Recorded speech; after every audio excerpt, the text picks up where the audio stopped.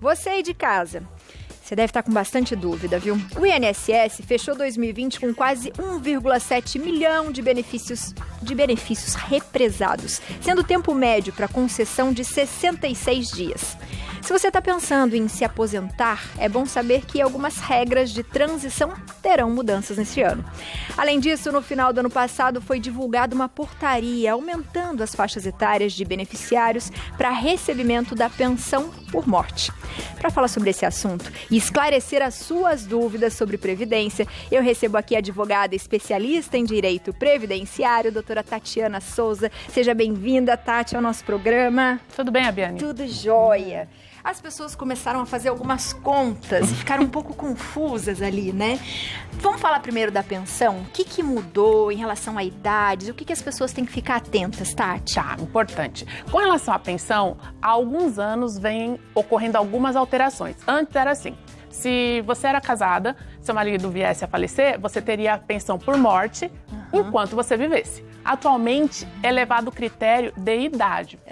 Se seu marido falece, você tem 30 anos, eles te pagam por X anos. É uma tabelinha, agora, desculpa, mas eu não vou ter de cor, né? Mas, para que ela se torne vitalícia, é a partir dos 45 anos, a mulher ou o homem, né, não importa, e a pensão por morte independe de sexo, você vai receber enquanto viver. Antes dessa idade, serão até 18, 20 anos, enfim, e até menos. Se você tiver menos tempo de casado e for bem mais jovem, só por 4 meses. Então, é importante a qualidade de segurado, que pague o INSS, que você, se você é registrado, que seu empregador, espero que repasse os valores descontados e assim por diante. Mas essa foi a principal alteração do último ano, porque antes era 44 e agora são 45 anos para que ela fique para sempre. Isso. E aí a pessoa tem que ter contribuído no mínimo por 18 anos, mais ou menos? 18 meses. 18 meses. No mínimo 18 meses, pelo menos, né? Ele não tem que ser antes do óbito ali, mas é importante que tenha a qualidade de segurado, isso é importante. E o casamento tem que ter mais ou menos quanto tempo casado para conseguir também? Olha, eles também têm uma progressão de tabelinha que eu também não vou saber de cor agora, mas coloca no mínimo 2 anos. No mínimo 2 anos, para poder fazer a comprovação ou união estável para conseguir fazer isso. Perfeito. Boa. A gente sabe que na pandemia os trabalhos ficaram um pouco complicados, né? E a gente já sabe que já voltou o atendimento. Mas as pessoas em casa conseguem, Tati, de repente, adiantar algum processo pela própria internet, saber um pouquinho mais de informação também pela internet? Isso tem ajudado ou não? Sim, o aplicativo e o próprio site do INSS, chamado Meu INSS, a pessoa vai lá e faz a inscrição, cadastra pelo CPF, cria uma senha, e lá ela vai ter acesso a diversas informações dela, que antes só se conseguia indo direto à agência do INSS. Legal. Mas muita coisa ainda assim precisa do servidor, né? Porque é para isso que ele tá lá, né? Durante a pandemia, as agências ficaram fechadas. Então, mesmo o pedido de aposentadoria, comprovação de documento, a gente consegue enviar pela internet. Tem se agilizado em muito, eu acredito que houve uma grande evolução. Acho que a gente evoluiu aí nesse último ano, Estamos todos décadas. aprendendo, né, Tati? Assim, com a tecnologia e tem facilitado muito, né? Bastante. Mas ainda assim, o INSS voltou a alguns atendimentos agendados, a pessoa recebe a exigência, marca o dia e o horário para levar algum documento que ele precise físico. O próprio trâmite da aposentadoria hoje é muito mais virtual. O ruim é para as pessoas que já não têm acesso mesmo à internet, né? Então, o que era ruim ficou pior, ou tem dificuldade. Mas ainda assim, existem os especialistas que podem intermediar isso. E tem o telefone também, né? Que é o 135, que a pessoa pode esclarecer diversas dúvidas, se não puder contratar um advogado. E o que a gente pode falar do que mudou em relação principalmente à idade e tempo para se aposentar esse ano? Tá. Hoje, esse ano, para aposentadoria por idade, é necessário que a mulher tenha 61 anos de idade. O ano passado era 60 anos e 6 meses, este ano 61 anos e 15 anos de contribuição. Para o homem, são 15 anos de contribuição também, mas 65 anos de idade. Nós temos as regras de transição. Nossa, isso dá 2 horas. Não é, tem muita coisa. Eu comecei a ler, eu falei, não, deixa eu voltar aqui de novo. Pera, deixa eu entender. Verdade, são muitas regras, porque também tem do servidor público, tem para o regime geral, que a gente está falando aqui, que é do INSS. Mas a mais simples e a mais fácil de entender agora, para a gente passar uma regra geral, é o seguinte. Ainda não é necessário que você tenha uma idade mínima desde que você cumpra o pedágio. O que é pedágio? O que a gente vai ter que pagar aí, Tati? Isso. Então, aí vai ser feita uma conta. Até novembro de 2019, 13 de novembro de 2019, nós temos que apurar quanto tempo de contribuição você tinha e quanto faltava para chegar em 30 anos para a mulher e 35 para o homem. Suponhamos que, um exemplo bem simples, fosse uma mulher que tivesse 28 anos e meio. Ela estaria a 1 ano e meio de se aposentar, correto? Certo. Neste caso, para ela tem que pagar 50% desse 1 ano e meio. Fazendo uma conta grossa aqui, 17 meses, mais 8 meses e meio. Ela se aposenta sem precisar esperar a idade mínima de 57 ou 61, mas vai ter o fator previdenciário. Tá? Agora, se ela tivesse, em novembro, 27 anos de contribuição, faltariam 3 para 30 anos, correto? O pedágio dela é de 100%. O que isso quer dizer? Ela, em vez de pagar só os 3, ela tem que pagar 6, para não exigir o quê? A idade mínima e etc e tal, enfim. Essa situação que a gente explicou. Então, para o homem é a mesma coisa, tá? A mesma coisa. Homem é 35, se ele tivesse a 33 anos, 50%. Tivesse com 32 anos, o dobro e assim por diante. Mas é muito específico. Nunca foi tão específica a previdência, caso a caso, a ser analisado. Porque um dia muda tudo. Muda a forma de cálculo, porque você pode pegar a fórmula anterior ou a atual. Você cai no fator previdenciário, ou por 6 meses, porque soma os pontos, você já não tem o fator previdenciário. Aí, assim, aqui, por mais que a gente se esforce, como é muito minucioso, aqui, ó, nós estamos em 10 pessoas. Cada um tem uma história com o INSS. Sim. Exatamente. E cada um vai ter uma resposta diferente. E aí, Tati, a gente está falando da parte urbana. Na rural é menos, né? Menos tempo. Sim. Desde 91 tem que contribuir. A não ser que a pessoa comprove, antes de 1991, essa atividade que não precisa indenizar. Depois disso, precisa. Mas para a mulher, continuou 55 anos de idade e homem 60, né? Que é 5 a menos. Né? Uau, Tati. É muita coisa. É muita coisa. E um dia faz toda a diferença nesse cálculo todo. Faz, porque a gente já teve casos de pessoas que estavam 29 anos, 11 meses e 28 dias, em 13 de novembro. Nossa, e aí vai ter que pagar mais, Paga 60%. Mais, ou então vai ter um fator previdenciário muito alto. As pessoas sempre ficam preocupadas, né? Hoje eu tava lendo algumas coisas, eu falei, nossa, Biane, por que você não pensou antes em algumas coisas? Geralmente a gente pensa no momento que tá quase na hora de resolver, não é? E não faz antes.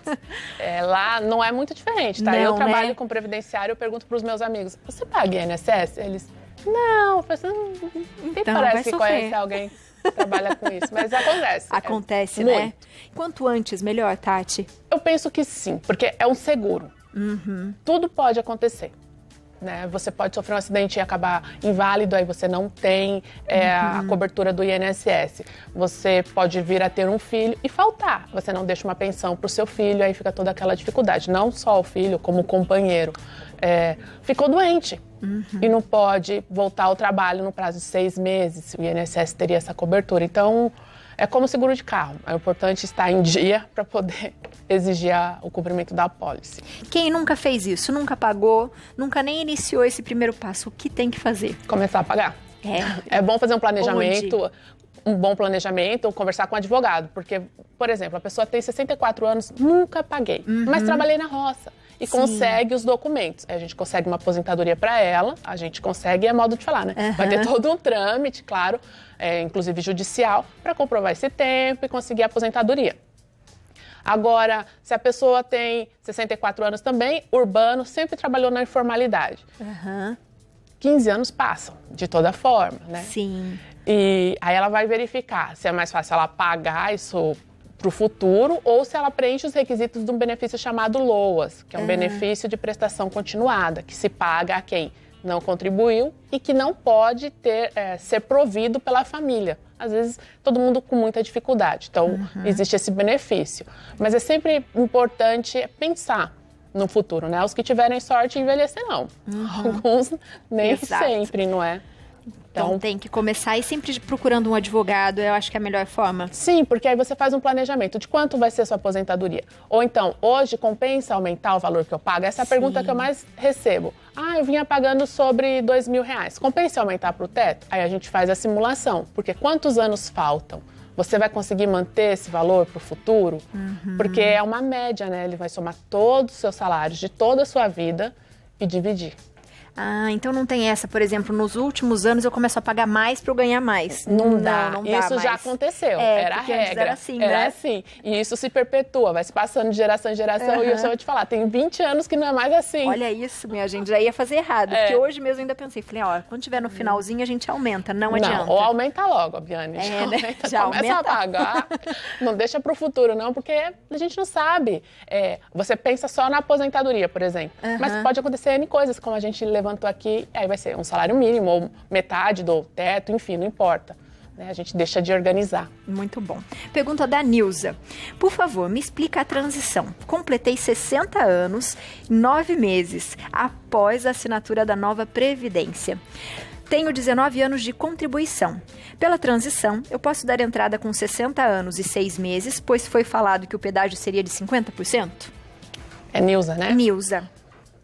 Boa tarde, Nilza. Eu vou considerar assim que você tinha 19 anos de contribuição e 60 anos em 2019. Então, assim, você não precisava esperar regra de transição nenhuma, porque você já tinha tempo a mais de contribuição, 19 anos, e idade também. E ainda assim, se você, esse ano, você resolver dar entrada no seu pedido de aposentadoria, você já cumpriu os 2 requisitos anteriormente. Tanto do ano passado, 60 anos e 6 meses, como os 15 anos. Então, você está marcando toca, Nilza. Já pode fazer, Nilza. Vai logo. Já seja feliz que já deu certo. Vamos para a nossa próxima pergunta. Da Luciana, de Goiânia, Goiás. Boa tarde, sou funcionária pública e gostaria de saber se pagar o INSS quando chegar na idade certa, vou poder receber as 2 aposentadorias, a da Prefeitura e do INSS. Tá. Qual que é o nome? Desculpa. O nome é Luciana. Luciana, boa tarde. Luciana, a gente tem que verificar se a sua prefeitura, se ela tem um regime próprio de previdência ou se ela repassa para o INSS. Porque senão você vai estar pagando 2 vezes. Existem prefeituras e, não digo estados, mas muitas prefeituras que elas não têm condições financeiras de bancar um sistema de previdência para os seus servidores. Aí o que ela faz? Paga o salário, desconta e repassa para o INSS. Que aí a aposentadoria recebe as regras do INSS. Aí para ela, com essa resposta, se for um regime diferenciado, vamos supor que ela é de São Paulo, vale a pena. Mas tem que declarar o imposto de renda e verificar se a sua atividade como funcionário público não a impede, né? Entendi. Tem bastante coisa, por isso que é importante o especialista. Por isso que é importante especialista. Boa, vamos para a nossa próxima pergunta. E aqui não foi não, diretor, eu vou no plasma. Aqui, ó. Foi agora, mudou os 2. Boa tarde. É da Elis. Minha mãe está em tratamento de câncer. Ela fará 67 anos mês que vem. Ela consegue se aposentar devido ao tratamento? Boa tarde, Elis. Elis, é assim, ela não vai se aposentar em razão do tratamento. Ela poderia ter direito a um auxílio-doença se ela viesse pagando o INSS. Talvez, como ela já tem 67 anos, compensa a gente fazer uma análise, buscar todas as carteiras, outros documentos que talvez tenham no INSS, para ver se ela não tem direito à aposentadoria ou LOAS, né? Porque pode ser a situação financeira dela esteja bem difícil e aí ela preenche os requisitos para o benefício de prestação continuada. Mas aposentar pelo tratamento não tem. Não seria um auxílio-doença mesmo, né? Isso. Boa, vamos para a próxima do Serginho. Boa tarde, é possível inserir o tempo de serviço militar para contar no tempo da Previdência? Boa tarde, Serginho. Pode sim. Você precisa pedir junto ao órgão que você trabalhou, seja o Exército, a Aeronáutica, a Marinha ou a própria Polícia Militar do estado que você serviu, e pedir a CTC, que é a Certidão de Tempo de Contribuição, e você leva isso para averbar no INSS. Até quem pediu exoneração, foi demitido, esse tempo pode sim ser levado para o INSS e é importante continuar contribuindo. E conta então, né? Conta. Boa. Vamos lá, a próxima é da Edna. Boa tarde, quem tem problema de visão, como um glaucoma, tem direito de algum benefício? Poxa vida, Edna, boa tarde. Precisa de um laudo médico e verificar o quanto esse glaucoma a impossibilita de uma vida social. Porque até mesmo para quem tem a perda total da vista de ambos os olhos, o INSS busca a inserção dele na sociedade, porque tem o braille, etc. e tal. Mas suponhamos que seja uma pessoa que tenha baixa escolaridade, eu estou dando um exemplo aqui, baixa escolaridade, sempre trabalhou com serviços braçais e agora foi acometido por essa doença. De repente até no trabalho, não sei, né? Em função de fazer alguma atividade do trabalho, não sei. Pode. Então aí vai analisar uma invalidez social. É diferente. Veja que a gente não focou na doença. Sim. A gente focou em outros aspectos que a levam ao direito a essa aposentadoria. Mas aí tem que ter esse laudo uma investigaçãozinha, todo, né? E um bom trabalho na área judicial. Vamos para a próxima, da Edilene Gomes. Boa tarde, tenho 29 anos de INSS e 50 anos. Posso dar entrada na aposentadoria? Edilene, boa tarde. Tá perto. Tá perto, calma, Mas falta Edilene. um pedágio, que no mínimo aí 2 anos, vamos calcular. E você vai ter um fator previdenciário bastante alto, por causa da idade. Eu calculo que, pela minha experiência dos últimos processos que eu tive, pelo menos um redutor de 45%. Um exemplo, ela teria direito a R$4.000. Que legal. Menos 45%. Ficou triste agora, né? Triste. Não é tão legal não, Edilene. Ai, que triste. Por isso que é importante fazer o cálculo. E se ela tiver com vínculo empregatício ativo, etc e tal, manter-se um pouco mais no mercado de trabalho. Porque como ela ainda, vamos supor, ela é jovem, né? Tem 50 anos, então ela aguentaria ficar mais um tempo ali. Pro INSS todo mundo pode. Eternamente. Eternamente, não é, Tati? Ai, meu Deus do céu. Tem mais perguntas aqui que o pessoal tá colocando pra gente. E é interessante a gente ver isso, dar conta, porque a gente também soma, né, Tati? Por exemplo, 50 anos com mais o 29, né? Isso.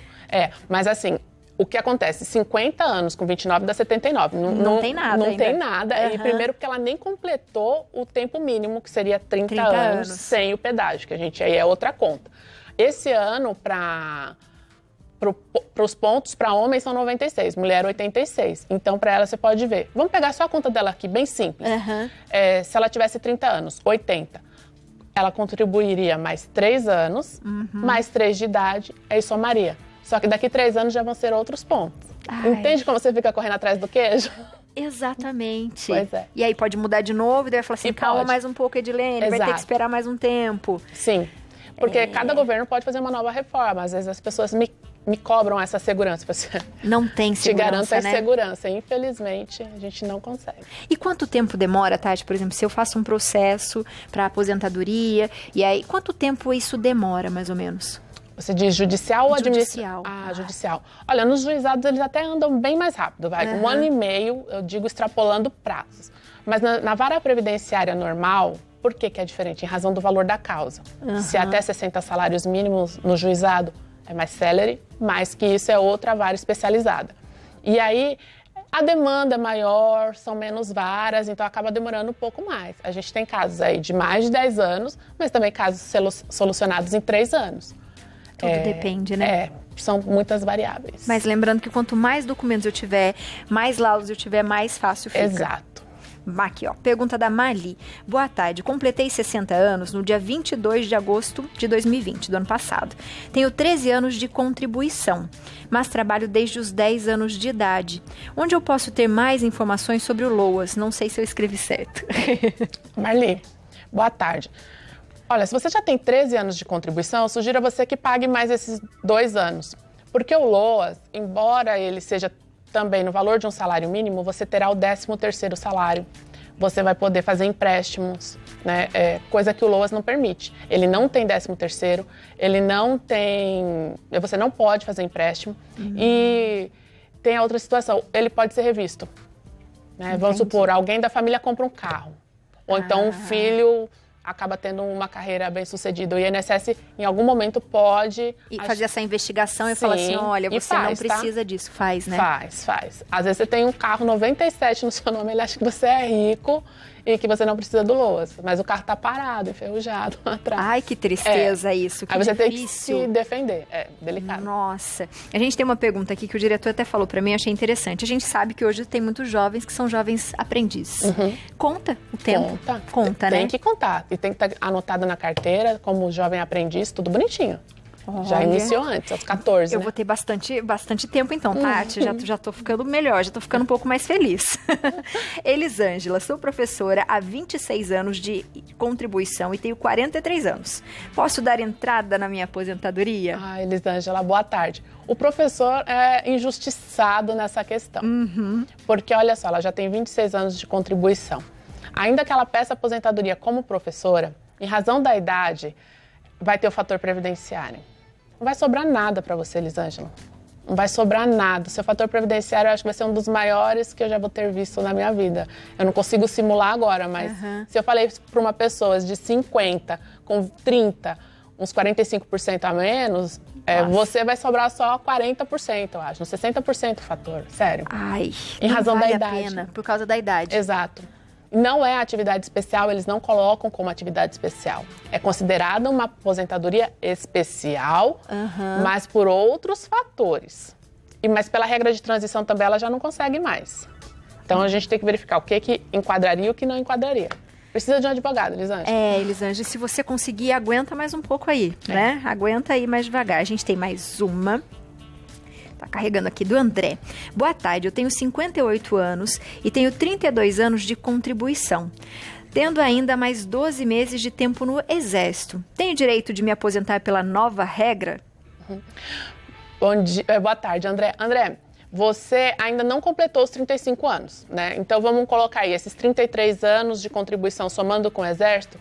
Quando foi? Porque a gente tem aquela marca. Né, de 13 de novembro de 2019. Sim. Se foi antes, você tem que pagar mais 4 anos para ter o direito de se aposentar sem ter os 65 anos e as outras regras. Agora, se foi posterior, você pode ter que, né, pagar mais que o dobro. É delicado eu diga qualquer coisa, se ele pode ou não se aposentar agora. De qualquer forma, ou ele teria que pagar o pedágio. Tá mais perto, tá chegando. Que muita gente. Porque ele ainda, né, não tem os 65 anos e não tem os 35. Não tem. Então, teria que fazer essa continha mesmo de pagando pedágio e tudo somar mais. Somar os pontos para verificar se vale a pena ou não. Às vezes, é sério, às vezes 6 meses muda totalmente o fator previdenciário para a pessoa e ela não tem. O pessoal do Switcher, todo mundo ligado, porque você falou que a gente tem que tomar cuidado, já começar, né? Vai pagando INSS, vai vendo quanto você tem. O pessoal já tá desesperado. Se estágio também conta, Tati. O estágio só vai contar se ele for... tiver o desconto do INSS ou o próprio estagiário pagar. Se for o contrato junto à universidade e à empresa, que é do jeito que a lei fala, tá? Não tá errado isso. Né? É dessa forma que a lei diz. Mas para que esse tempo tenha validade, ele tem que ter pago o INSS, nem que seja como carnê autônomo. Ah, é legal. Que dá pra gente fazer isso. Por exemplo, as pessoas que ficaram desempregadas, né? Ela pode fazer, eu fiquei desempregada, eu tinha antes no meu trabalho, pega um carnezinho pra eu continuar. Perfeito. Exatamente. Bom, né? Só toma cuidado com o código, porque dependendo do código que você colocar, pode cortar o seguro-desemprego. Eu sempre recomendo, quando você sair do emprego e decidir continuar pagando o seu carnê, o código 1406. O que é o 1406? É o facultativo. A gente diz, eu estou pagando porque eu quero, tá? E só para eu ter um pouquinho. Exato. E não vai bloquear o seu seguro-desemprego. Então, você vai continuar recebendo. E muito cuidado com o MEI também, se você trabalha registrado e tiver um MEI. O INSS, muitas vezes, o INSS é modo de falar, né? O seguro-desemprego, muitas vezes bloqueia também porque entende que você exerce uma atividade empresarial. Que você tem um extra ali, então você não precisa. Exato. Mas existem recursos, explicações, pode demorar um pouquinho, mas muitas vezes a gente consegue resolver. Muito bom, Tati, muito obrigada por você ter vindo, esclarecido tantas dúvidas, não é não, minha gente? Todo mundo gosta bastante de fazer essas perguntas, é bom pra gente se resgatar e ver o que a gente tá fazendo e precisa fazer. E se você tem mais dúvidas, vou passar o seu Instagram, Tati, @Tatiana de Souza, advogados, tudo junto, Souza com Z, e aí você vai dando uma olhada lá, vai fazendo umas perguntinhas pra Tati, que a Tati responde, né, Tati? Muito obrigada. Seja sempre bem-vinda, viu? Obrigada.